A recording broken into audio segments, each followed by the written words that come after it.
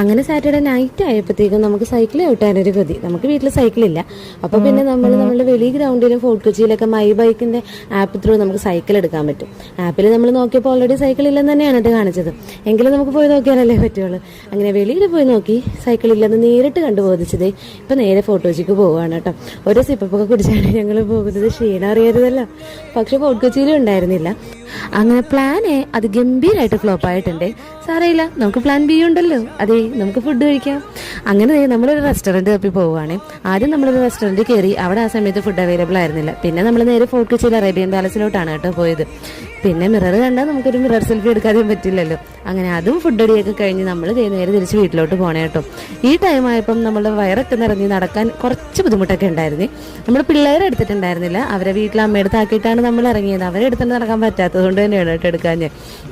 പിന്നെ വരണ വഴി നമ്മളെ ഫ്രണ്ട്സിനെയൊക്കെ മീറ്റ് ചെയ്തു. കുറച്ച് നേരം അവരോടൊക്കെ വർത്താനം പറഞ്ഞതേ നമ്മൾ നേരെ വീട്ടിലോട്ട് പോവുകയാണ്. ഈ ടൈം ആയപ്പോൾ നല്ലോണം ടയർഡായിട്ടുണ്ടായിരുന്നു. എങ്ങനെയെങ്കിലും വീട്ടിലെത്തി കിടന്നുറങ്ങിയാൽ മതി എന്നായിരുന്നു കേട്ടോ. അങ്ങനെ ഞങ്ങൾ വേഗം വീട്ടിലെത്തി നേരെ കയറി കിടന്നുറങ്ങി കേട്ടോ. നാളെ ഇനി നമുക്ക് പള്ളിപ്പെരുന്നാളിനൊക്കെ പോകണ്ടേ. അപ്പോൾ ആ വിശേഷമൊക്കെ ഞാൻ അടുത്ത വീഡിയോയിൽ പറയാവേ. എൻ്റെ ചാനൽ ഇതുവരെ സബ്സ്ക്രൈബ് ചെയ്യാത്തവരൊന്ന് സബ്സ്ക്രൈബ് ചെയ്ത് തന്നെ സപ്പോർട്ട് ചെയ്യണം കേട്ടോ. അപ്പോൾ എല്ലാവർക്കും ബൈ.